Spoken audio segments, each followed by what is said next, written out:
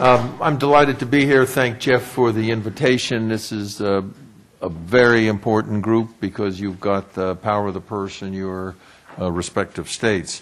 And it's a particular pleasure to be here with Ann and Sarah. And I've very much admired her organization, and I've spoken at her conferences where she identifies some of the real shortcomings of higher education. Having been a college president for 12 years, I'm kind of battle-scarred. If I ever talked about the student being the customer, or we ought to be student-centered, the faculty would say, you're trying to run this like a business. And the truth is, it is a business. I had a small college. We had, leaving aside endowment income, probably a $100 million a year budget, an endowment of several $100 million. And gee, it's not a business. Well, what is it? And I think that's part of the dichotomy here and part of the issue. Sarah, of course, she and I served on this commission that Margaret Spellings organized, and Cheryl Oldham was the executive director. And actually, it just was kind of buried for a while in a storm of criticism from higher education because we started a conversation about outcomes and data. And we ought to see what the value is of higher education. Some of it was easy access. We want more low. Everyone agrees that we want more low-income youngsters who are talented to be able to go to college, and that's what Sarah did in her previous job, and that's critical. That's the easy part, and more and better financial aid and so on. But then we talked about what's the value of higher education? What are kids actually learning, and what are the outcomes? And we proposed. We had the gall to propose that there be a database that included information of all institutions on there about, so that, you know, if you've all had kids and maybe grandchildren applying to college, you try and figure out what goes on in these places. What does it cost? What's the financial aid? What's the real price? What are the programs? What are the outcomes? What happens if you graduate? What kind of job do you get? You have to go to these basically PR websites and you find out very little.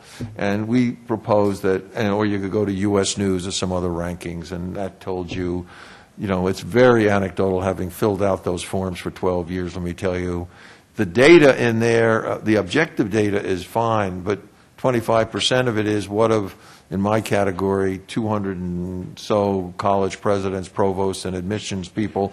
What do they think about the other 199 schools? I don't have any idea about the other 199 schools. I knew about my place, but I didn't know about a place. I was at a school in Pennsylvania. What did I know about Whittier, or what do I know about Middlebury? And I was supposed to grade them, and that was 25% of the grade. You could forget it. It's just worthless. The data in there about certain things are not worthless. Alumni giving, concrete, actual data. But because it's all input-based and not outcome-based, and because the schools don't do it. So, and I'm going to come back to what I think you all ought to do. And Sarah, of course, had a distinguished career at the department. She and I didn't consult beforehand about what we're going to say, so she said about 90% of what I was going to say. But I'm going to try and pick out some things from the perspective of the business community. I'm the senior vice president at the U.S. Chamber, and my responsibilities include our education and workforce program, going from early childhood to post-secondary. It's kind of cradle to grave. And I think this subject is almost a cradle to grave subject, because you really, and as Sarah's comments pointed out, you can't just talk about higher education in a vacuum from what came before, because there's no real alignment. That's a kind of a term we use in education, wonking. There's no alignment between K through 12 and higher education, even within the same state. So the curriculum in many places, and some states are now beginning to deal with it. California is one that I think is making some efforts. Florida, I think, is doing a good job there. There's no alignment between what the curriculum is in K through 12 and what the curriculum is required for a college freshman. So these youngsters, the two-thirds of them only two-thirds graduate on time out of high school, and about, a bunch of them now graduate, apply to college, and half of those find out they've got to take remedial courses. So it's a third don't graduate high school, a third are not really prepared for college, and a third are.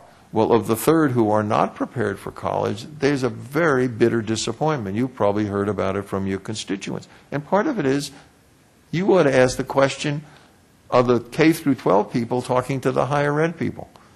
I think that's at the beginning of this process. What you need to do is be sure they're talking, they're collaborating, and doing the kinds of things that make sure these programs are indeed aligned. The U.S. Chamber, much in the news these days. Sometimes we like it, sometimes we don't. I'm glad to say Sarah's company has not resigned from the Chamber, even though they do not agree with us on our climate policy, but others have. But frankly, we're doing just fine. In fact, very well. And we may agree with you. We just don't like the regulatory process.